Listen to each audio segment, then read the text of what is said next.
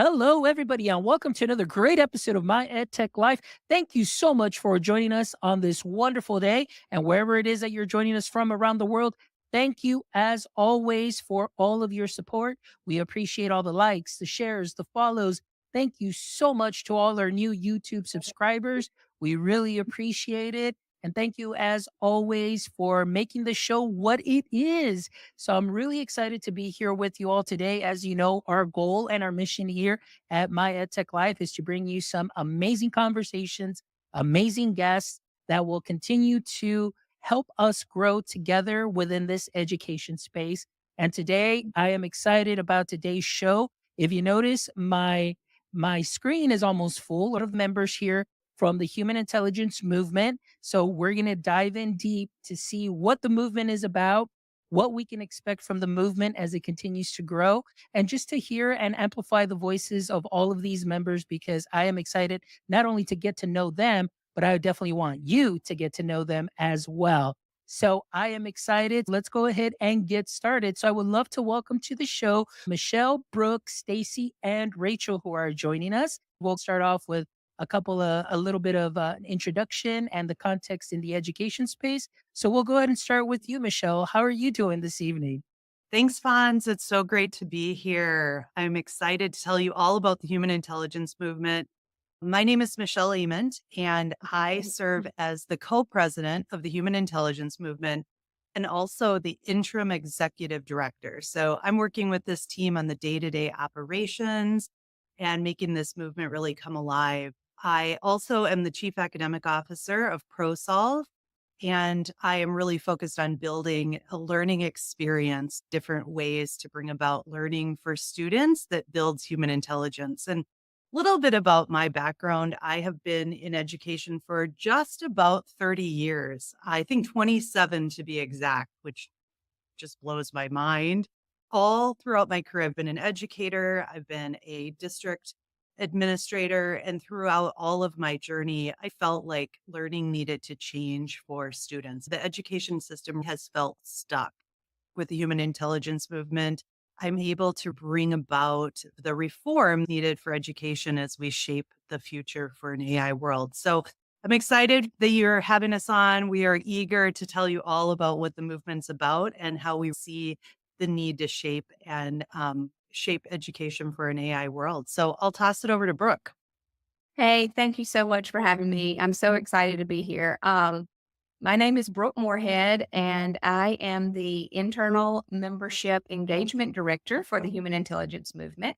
So that means that I make sure that once you join the Human Intelligence Movement, we bring something of value to you and make being a member worth your while. I have 17 years in public education. I was a kindergarten through fifth grade teacher. A lot of that time I spent as the school librarian.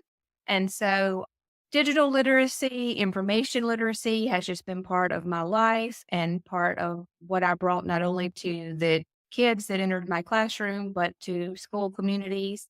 I spent a couple of years traveling throughout my state, giving professional development on digital learning, digital best practices, and just trying to help teachers post-COVID survive in a very overwhelmed environment where students are disengaged. Now we're all one-to-one. And what do we do? How do we do it? Trying to bring back the center of everything focused on the student, every tool we use, every standard, we have to bring it back to that human piece. What are the students needing? What do the students need to learn? But where are they emotionally? Where is their emotional intelligence? Because COVID's not just hard. It wasn't just hard on adults. It also wreaked havoc on children. I have two children of my own, and they're just different. I have a COVID baby, actually. That's what people call her because she was born in 2020. And she is definitely a different bird. All right. Well, that's a little bit about me, and I will pass it on to Stacy. Hey y'all, I'm Stacy Cradaville, and I am a PE teacher by nature. That's my primary role, but I'm also a technology gal from my school site and doing some work for the district. Similar to Brooke, I also have some little ones and a COVID child as well in that crazy time, bringing that perspective as well as seeing what kids need in this challenging time. I don't know if we say post COVID or we're still recovering from this madness. So just the focus on the those emotional skills, the critical thinking skills, like needs to be amplified even more than we were doing before COVID. It's just so much more important now. And yeah, I really enjoyed being part of the human intelligence movement in the last few months. I stumbled upon it on LinkedIn, went to the website and clicked on a button that said join the movement and was like, okay, let's see what this is about. And lo and behold, I found my people. I feel like there's tons of like-minded educators that are part of this movement that have a clear vision for what education could be and are actually taking steps to make it. So it's really exciting to see this work progress and connect with other folks like everyone on this call. Awesome. Well, Oh, thank you, Stacy. thank you. Rachel, how about yourself? Thank you, Fawn. It's great to be here. I am Rachel Wood, Director of Research and Content with the Human Intelligence Movement. And I am actually a PhD candidate. So right now I am in my dissertation. What I'm studying is the effect of artificial intelligence, the impact really of artificial intelligence on the workplace and education. I love bringing the perspective of what do we need in the workforce right now? And therefore, how are we preparing our students to be career ready? I'm looking at the skills needed, the different overarching dispositions, the very tangible things that we are going to need and how we can implement those into education. That's where I'm coming from. Awesome. Well, great introductions. Ladies, like I said, I'm really excited and I am really awestruck by just your wonderful, uh, just your story and your backstory. I know we didn't get to touch on a lot of that because it's an episode about the human intelligence movement, but based on your experience and what I've heard, we can definitely do. And I would love to welcome y'all back like on solo shows and stuff like that so we can continue the conversation. But let's dive right into the human intelligence movement. So I'm coming back to you, Michelle.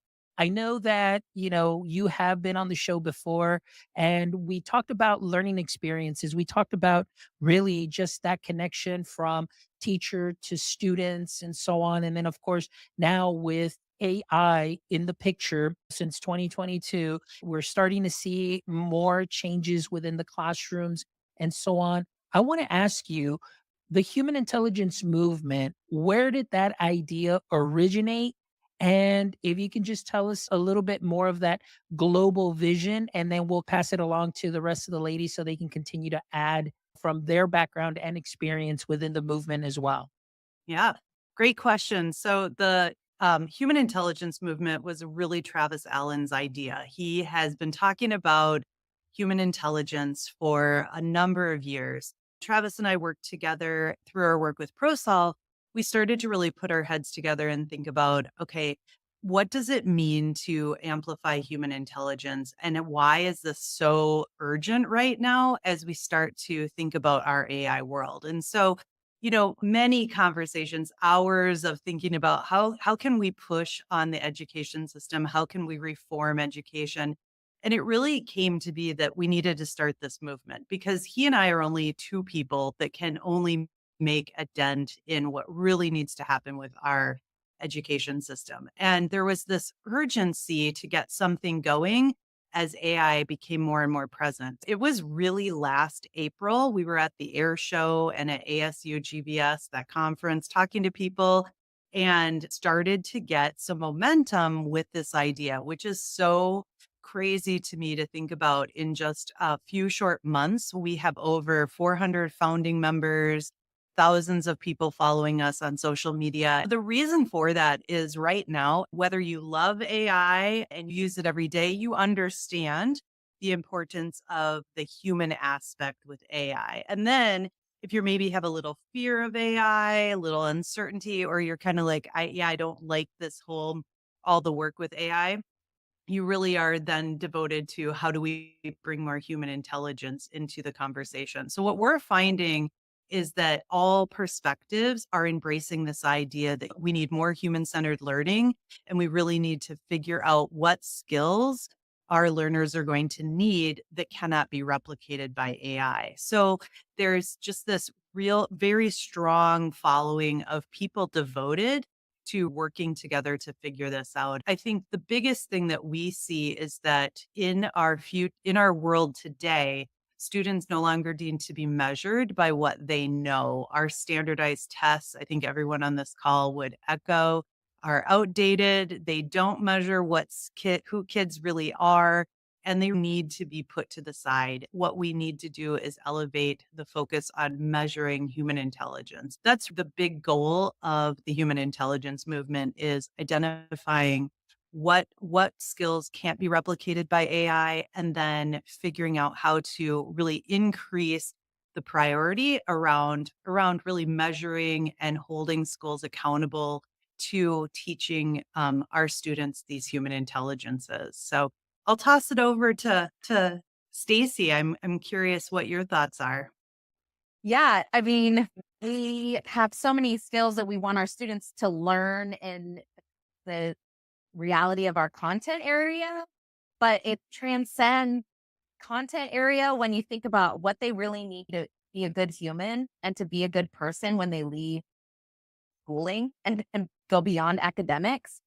And when we think about what they need to be in the workforce or to continue their education and do other things, it's those core skills that are those human intelligence skills that we're talking about.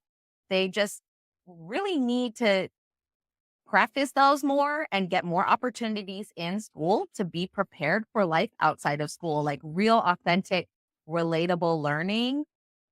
Like you said, with standardized testing, like we need to go away from just rote memorization and just traditional grading scales, which is hard. That's hard systemic change.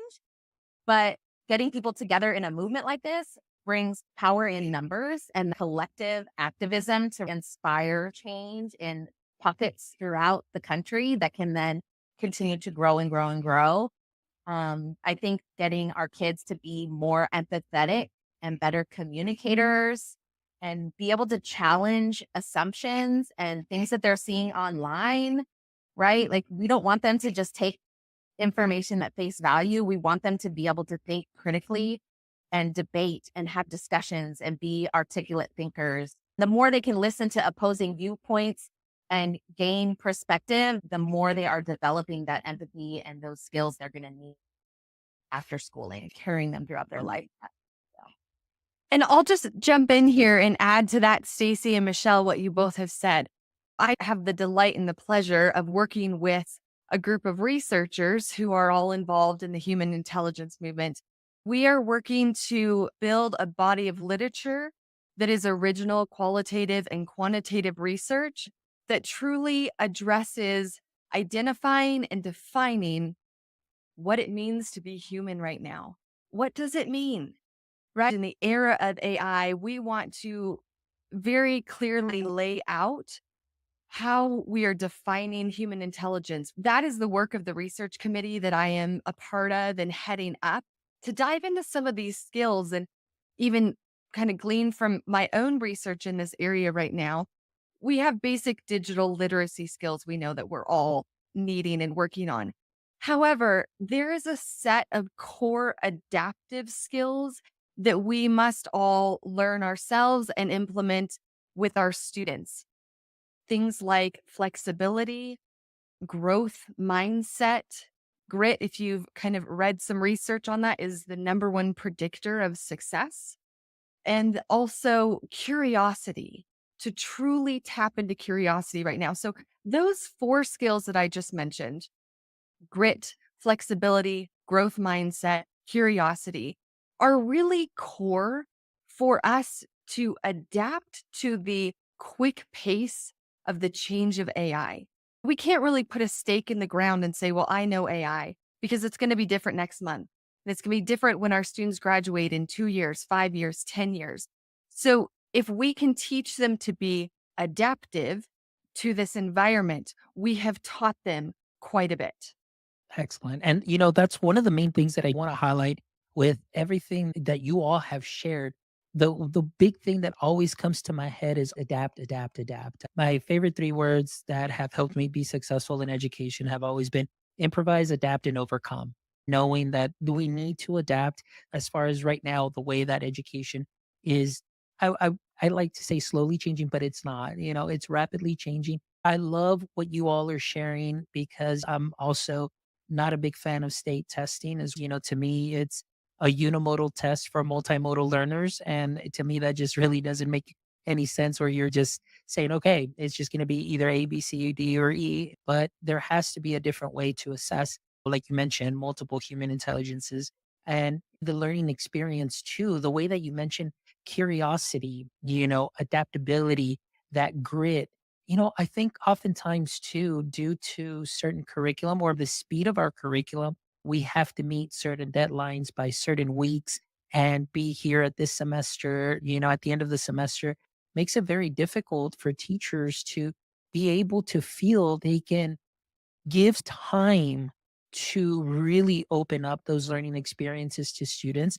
I remember when Michelle was here previously, the way that she described that one day she, pretty much just changed the whole layout of her classroom for a specific lesson so the students can really like dive in deep into those lessons and immerse themselves into the learning experiences. And I think that's something that is very important that as we are able to implement those learning experiences within the classroom, the students will adapt to the kind of skills that they will need, or they'll have a nice background or formative background into how they can transition and adapt to the world that is coming as far as this digital age that we are seeing with, of course, a lot of the AI platforms that are coming to fruition and are already in schools and being used on the day to day. So I really like that you're sharing. It really stands out to me a lot. And I think that's a great message that everybody needs to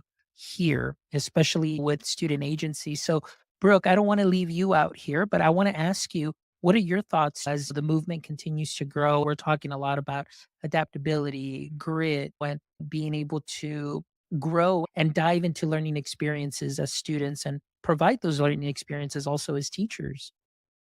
One of the things that really appealed to me about the human intelligence movement and made me want to join was the fact that I've been in so many classrooms, especially with my own child. She's in fifth grade, and I see that we're still memorizing history facts, and she's going back and putting them down on a test. I'm like, do we really need to memorize them? I mean, you're carrying those around in your pocket. Student agency became something super important to me, like giving students a voice and a choice. How can we teach them to be adaptable when they have no choices and no voice in what they're learning, what they're recalling, and then when they don't have a choice in how they can convey that information back to the teacher. So I think Stacy was the one that said we need assessment reform, and of course, state assessments are not giving students choices maybe in the writing, but still there's a prompt and then there's like, these are the rubric steps and they practice writing like that. I just think in order to really hone in on these human intelligences in the classroom, we're going to have to start adapting curriculums to include student agency and then providing professional development to teachers so that they understand how to teach or how to use agency in their classrooms. A lot of the curriculums I've seen and worked with, the teacher says this, the student does this, which is important also. It's a huge paradigm shift in order to teach grit, adaptability, curiosity, all of these human intelligences that are going to be so important for our students to go out into the workforce and be adaptable to. Even 2 years ago, the work I was doing 2 years ago is completely different than the work I'm doing now, even though I'm in the same career. So.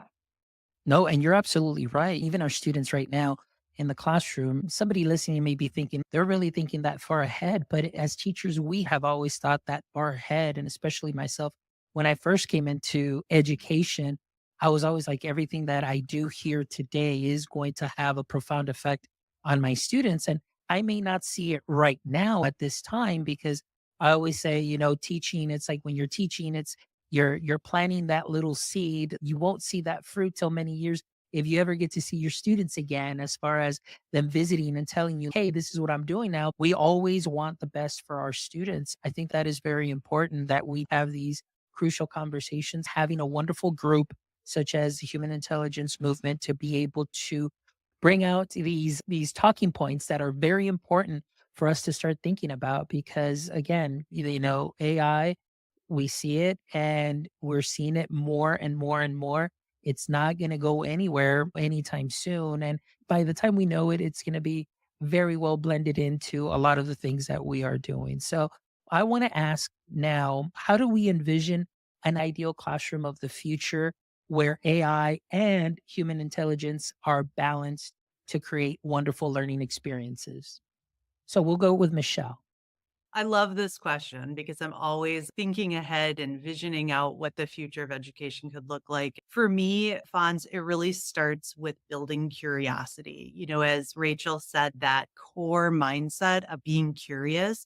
As an educator, it's shifting to be really that facilitator of curiosity and discovery. And I think about how teachers really start to think about questions that can't be answered by Googling or searching AI, but really questions that really are deep, thought provoking, that evoke that sense of curiosity and wonder. And that way, it opens up doors for students to really start to synthesize their thinking and put ideas together. I think in an ideal classroom, it would have AI used throughout the day along with technology. It wouldn't be like technology time. We would stop seeing cell phones being locked away at the door. Instead, we would teach students the effective way to use devices and use their technology, which I think we would all probably agree with. I think the other thing that I just want to mention is that the type of learning experiences, you mentioned this a little bit already, Fonz, but they would really mirror the real world or the workforce. So we would have students working in cooperative groups as a team, having that effective communication we use on a day-to-day basis in our work, simulating what work looks like in the classroom in a real world way. I think the other thing I would change if I could is stop giving homework that is kind of meaningless and instead have students go out and apply their learning in a real world way. So what that could look like is you've learned something, you've practiced something at school, and now go home and apply it in the evening or on the weekend and really show how using that new learning really can make you a better person, make those around you a better person. So I think those are some of the things that I would think about: building curiosity, simulating what the real world looks like in the classroom, and then having authentic application of the learning instead of measuring through exams or through homework, but real authentic application moments. And I would love to amplify again what Michelle has said. When we look at the workforce's heading right now, we are seeing that as AI is able to take over some of our mundane routine tasks that we're doing, we are freed up to be more relational and enter into a relational economy. So, as Michelle is saying, how do we mirror that in the classroom? What does that look like for us to do? And teachers, educators are facilitators. I see them as psychological overseers of our students. They are able to truly enter into the emotional and embodied physical world of the student, which is not something AI can replicate right now. The embodied experience that we have in the classroom, so many of the lessons we learn are not from the academics, but they are from the social interactions that we have as we rub shoulders with other students and other individuals. So, to create classrooms that are project based and heavily collaborative, teaching things like not just problem solving, but prior to that, problem precision. So before we can solve the problem, how can we get precise with describing what the problem is? Things like this that we can do in collaborative groups and really be relationally focused is part of an ideal classroom, I think. You know, one of the things that you hit on is that relationship component. And I think that is so important. I love the way that you described, the teacher as a psychological overseer. I always call teachers too like learning engineers as well, because that's really what they're doing also too. I mean, they're building, they wear so many multiple hats. We all wear multiple hats as educators. And I think that's something that is very important there as far as having those true authentic relationships, also having the teacher, just have enough knowledge of their students to be able to again, going back to modeling as a teacher, being able to adapt and seeing a student, or a student seeing like, wow, I saw my teacher being able to adapt to maybe this lesson, or maybe it didn't go too well. And they said, okay, we're going to try this different way, building that level of trust and community within the classroom and building on working on that collaboration, communication skills, and so on. I think that's something that is very powerful that I love because everything comes back to simplifying things, building relationships, and really getting to know each other. So, Brooke, how about yourself? What are some of your thoughts as far as, what Michelle and Rachel have shared? I really love what they're saying, and I agree with all of the things 100%. And that's one of the things that we're really trying to do with the human intelligence movement with the members. We're trying to create this community experience, build relationships, and prioritize networking. We're offering ways for members to connect, share insights, and learn from each other. We've got workshops, we've got member mingles, we've got Slack channels galore. So we're really just trying to create this space where educators and professionals can come together in a like-minded space and challenge that status quo, and then go back into their classrooms and really push student growth, or go back into their business and push their employees. If you're an administrator, really light that fire. Hey, got her from so and so in the member mingle, and I want I want to bring that to our school, to our district. That's one of the things Michelle and Travis are passionate about. And as a membership director, creating relationships and bringing people together, not just in the nation, but globally as well. We have lots of international members. And so it's really been great to make those connections and to see education in a wider lens, because I don't know about you guys, but sometimes, as a teacher, I saw my classroom and, I got stuck there, but it's been great to just open those doors and flood it in with all of the ideas, and really push the limits. And that's something that is wonderful too. I went into a Zoom session one day and it was a packed house. It was amazing. The amount of people there, people that I follow on my socials. And I'm like, oh my gosh, they're here in this room. It was just something amazing. There's definitely a huge benefit in finding that larger community to help one continue to grow and be like minded individuals together in hopes of making a difference in education. So I absolutely love that. So going into that, Stacy, I want to ask you, hearing about the human intelligence movement, how did it pique your interest? And now that you are a part of it, what have been some of the highlights for you in being involved with the movement and, of course, networking with some amazing people? I think it's just exciting to meet other people that have the same vision as you. It is very isolating sometimes as a teacher to be in your bubble, especially with technology not progress as quickly as you want it to, or not seeing change happen quickly, but then to connect with other people that feel the same urgency and have similar values around technology, and prioritizing human skills that are not related to technology so that we can have the best of both worlds together. It's been really inspiring to connect with people through the human intelligence movement. And it's awesome that Michelle and others have created a space where we can get together and have these meaningful conversations through podcasts and through the Slack channel and social media. And, I've had other people reach out in the DMs, and it's branched off into other projects. And it just keeps me inspired as a teacher to continue to do this type of work. Because we can get so drained in the day to day and dealing with students that are lacking some of these skills, right? I'm out here connecting globally with other educators, and then there's kids that don't want to talk to the person next to them.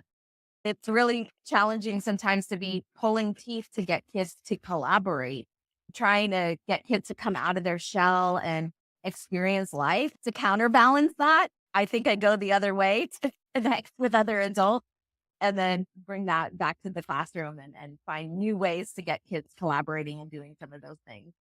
That's wonderful. It's just a wonderful community of practice that I love and getting to learn from others. Like you said, to me, one of the most important things is if I'm going to go out there and I'm going to learn something, it's something that I definitely want to bring back into the classroom and try it out and learn from that different perspective and have my students also enjoy a wonderful lesson that's a little bit different, but that also builds up on these skills, like we talked about adaptability, curiosity, grit, and so on. And I think that's something that's important. So I love that.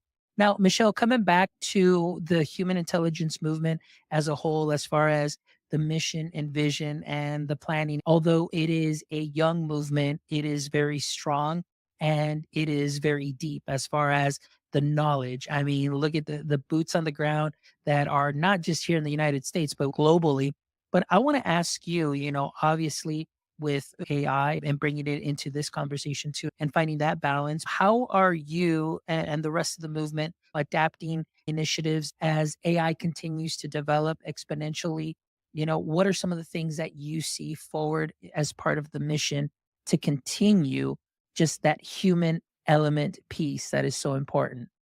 Well, the mission of the human intelligence movement is to ensure that all students have the skills they need to thrive and succeed in an AI world. We do that in three ways by creating awareness, like speaking today on your podcast, through social media, through conferences, just generating, pushing people's thinking both outside the movement, but internally as well. I learn something every time I talk to someone from the human intelligence movement. Like tonight, writing ideas down on a sticky note that I'm picking up from other people because it's just creating awareness of my own thinking. Second, we are really focused on building that community like Brooke talked about. I think of it as a think tank of people coming together to solve these wicked problems in education. I have been in education for all of my life, and it's like we keep talking about it, talking about it, talking about it, and instead we're now have a community coming together that is making change and doing more than just talking. One of those examples, like Rachel talked about tonight, doing some research that is really going to make an impact on our school system. And then the last area is we focus on policy making and shifting policy to ensure that at the federal, state, or local level, we are prioritizing the measurement of human intelligence. When I think about your questions, Fonz, I don't know that we would adapt any of these initiatives. Sometimes I say that, human intelligence, like the human intelligence movement, is all about AI, while at the same time, it has nothing to do with AI. Because as AI evolves and continues to expand, what that's just going to mean for us is we're going to have to double down on making sure human centered learning is at the center of our classrooms and that we are really focused on building those human intelligences. We will adapt, we will grow, we will find creative ways to get at that. But I don't think at the core, what we are about will change, even though AI continues to evolve at a rapid pace. I'm really curious what others are thinking. How might our movement need to adapt and change with AI? Well, I think it goes along right with what you were saying is we've got to keep those human intelligences right at the core. Those aren't going to change, but hopefully they're going to become more elevated. And part of our role at the human intelligence movement is going to be that innovative, driven community that's pushing the initiatives, changing policy or writing policy to propose to be changed, and really just providing that professional development opportunity for people in the workforce, people in education to continue to highlight those things and to adapt what they're currently doing to bring human intelligence to the forefront or alongside AI, because AI is going to continue to do whatever it does. But I think as long as we are working alongside it, maintaining that focus of human intelligence, and then also providing trainings for people to maintain and to stay knowledgeable of what's happening and how to approach it, then that's going to set our movement apart. I love it. Rachel, anything you'd like to add to that? Yeah, AI is truly a catalyst for the change here that we are all wanting in education. I mean, we will have quantum computing, we will have maybe metaverse, we will have all of these new technologies that come.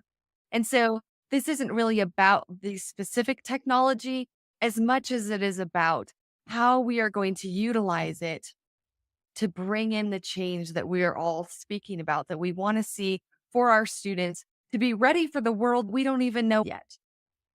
I love that. And it's interesting. I love that you said that as far as it being a catalyst. I mean, whether you are on either side or maybe in the middle, like, that cautious advocate like myself. I mean, every day it's like I find my foot like, okay, I'm leaning more to this side, and now I'm leaning more to this side. And then, so I'm just one of those that I just love to be in the middle, and I just love to see and hear both sides. You're absolutely right. As far as the conversation from November 2022, it's been a catalyst for the things in education that now we see like, wow, there's some deficiencies within our education system. What can we do to change? What can we do to better that? And the fact that because of that, like you mentioned, it has helped become a springboard for this movement, the wonderful work you ladies are doing right along with everybody in the movement to just have these conversations that have not been had. And it's about time. I'm really excited about this and your passion and what you're bringing to the educator community through the live webinars, building that network and bringing more people in. And like you mentioned, one of the things that's very unique that you mentioned, Michelle, was that it's all about AI, but at the same time, not about AI. And we do see that. And at the end, it becomes more to me like that human connection and building relationships, but at the same time, preparing our students for that future that they will have. And so this is really exciting. I'm so thankful for all of you to be here with me this evening and just share a little bit about the work you're doing. I know that we can continue going on, but I promise you, this is probably not going to be the last time I do have members of the human intelligence movement on here that we can continue the conversation and continue to push forward because these are some exciting times. But I thank you all for the work that you are doing. So thank you so much. But before we wrap up, I always love to end with the last three questions. I know I put those in the calendar invite, so hopefully you guys had an opportunity to kind of check those out because these are some of the fun questions I love to ask my guests, ending on a lighter note and getting to know a bit more about you all. So let's go ahead and this time we'll go ahead and start with Rachel and the first question. As we know, every superhero has a weakness or a pain point. For Superman, kryptonite was his pain point. Rachel, in the current state of education, what would you say is your current EduKryptonite? I think the biggest weakness here that we're seeing is that we are going to be preparing students that will feel irrelevant once they get into the career field. If we don't have a change come about, there will be an irrelevancy for our students, and that's a massive disservice to them. Yeah. All right. Thank you. Good answer. All right. We'll go over to Stacy. Stacy, what would you say is your current EduKryptonite? I think my current kryptonite is the ed tech tools being marketed as time saving machines. I think we really have a greater opportunity to use technology to improve our quality of life and our quality of education, not just produce, produce, produce, produce. Wow, Stacy, that was fire. Like that was going to be a great soundbite right there for sure. All right, Brooke, you're next. In the current state of education, what would you say is your current EduKryptonite? I'm going to say my kryptonite is teachers being used for free marketing. A lot of ed tech companies, are saying, I'll give you a free shirt if you do this or that. And teachers aren't being reimbursed for that. And I think there's an initial excitement that comes with it. And then afterwards, you're like, hey, I did a lot of work for what? So, yeah. Oh, don't even get me started on that conversation because that is one of my biggest kryptonites there too as well. Michelle, I know you've been on the show before, so I hope a lot has changed from then till now. So I'm going to ask you again, in the current state of education, what is your current EduKryptonite? Do I just get to pick one, Fonz? We can go with two. Let's do two. No, in all seriousness, it rises to the top. Really, the lack of our schools being culturally inclusive and culturally responsive to learners. I think that our learning isn't relevant. It isn't engaging to today's learner as much as our educators want to build relationships with students. That's why we all went into education, is to be in relationship. We have the bureaucracy of the system is crushing teachers. in their ability to really get to know their students, get to know their families. I think our kryptonite is that we just are not we're not embracing the human connection day to day. Excellent. Great answer, Michelle. All right. Now we're going to start off with you for this second question, Michelle. I want to ask you, who would you like to trade places with for a day and why? I would trade places with Brene Brown because she is my favorite researcher, my favorite author, and I would love to be in her head and hear all the things she thinks about and all the people she talks to. That would be powerful. That's a great one. All right, Brooke, over to you.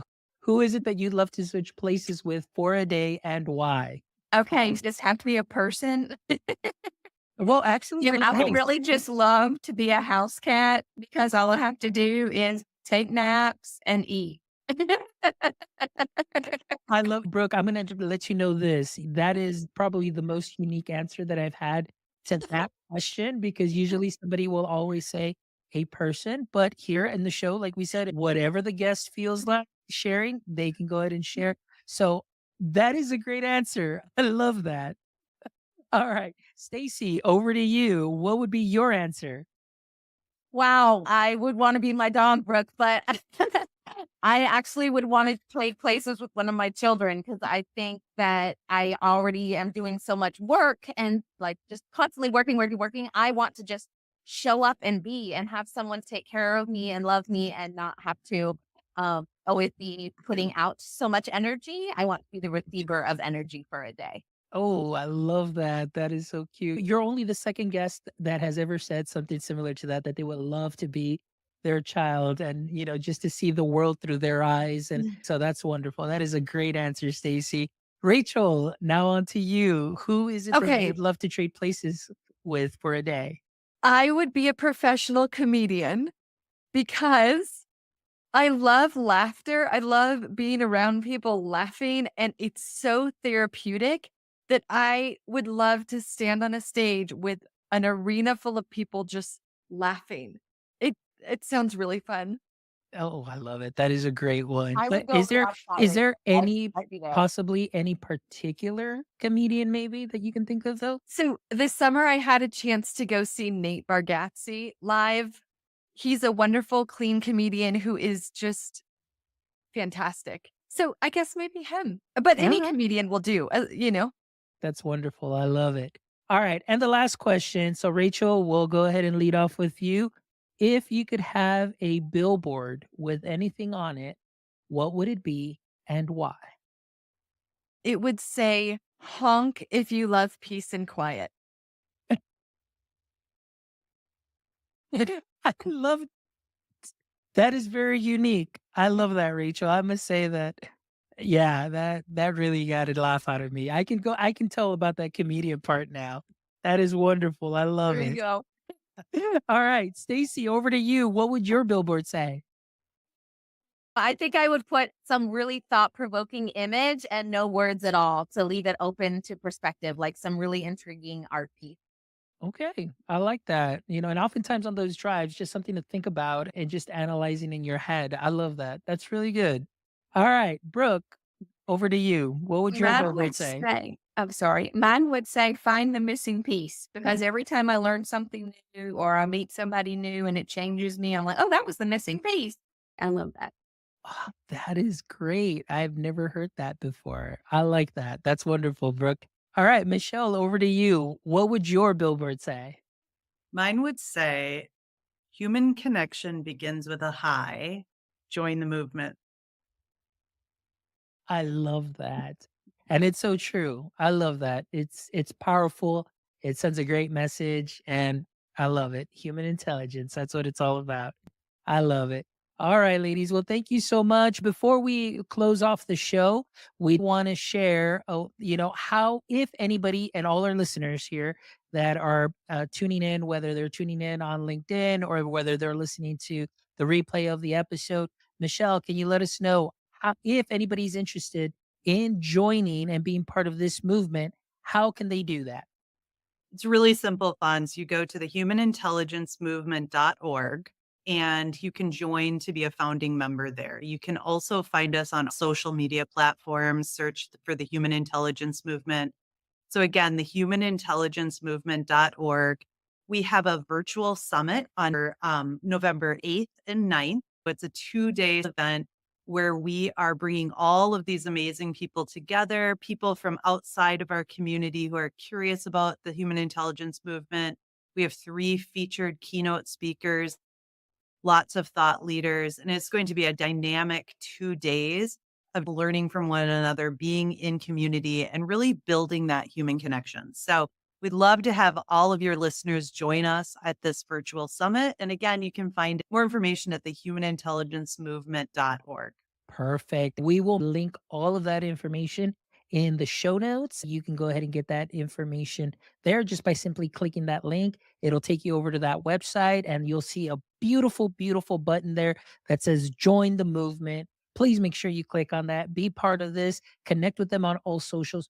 Trust me, you do not want to miss out on the connections that you will make, on the learning that will take place, and the support that you will feel from everybody. I promise you, it is one of the best communities that is out there right now, and it's only going to get better. So, thank you so much, ladies, for joining me here on this show. Thank you so much for your wonderful shares, your passion, and the work that you're doing with the movement. And this is just really exciting because I know that this is only the beginning. As always, like I mentioned, anytime you are a guest of the show, you all always have an open invite. So, again, anytime that you'd ever like to do a follow up, or if you're ever interested in just doing like a solo episode, hey, just send me an invite or a DM or whatever, and we'll make it happen. So thank you so much. And for all our audience members, thank you so much for your support. Thank you so much for tuning in to this episode. We've got some amazing episodes on our website. So make sure that you visit us at www.myedtech.life, myedtech.life, where you can check out this amazing episode and the other 296 episodes, guys. We're almost at 300. It has been amazing. It has been an amazing 4 years, but I promise you that you will find a little bit of something just for you. We've got educators, creators, founders. We've got a little bit of everything that you can take some knowledge nuggets from and sprinkle onto what you are already doing great. And again, if you're not following us on all socials, please make sure you follow us on all socials at Maya Tech Life and jump over to YouTube, give us a thumbs up, subscribe to our channel. That way, this content reaches out to more and more people. We definitely would appreciate that. And as always, my friends, until next time, don't forget, stay techie.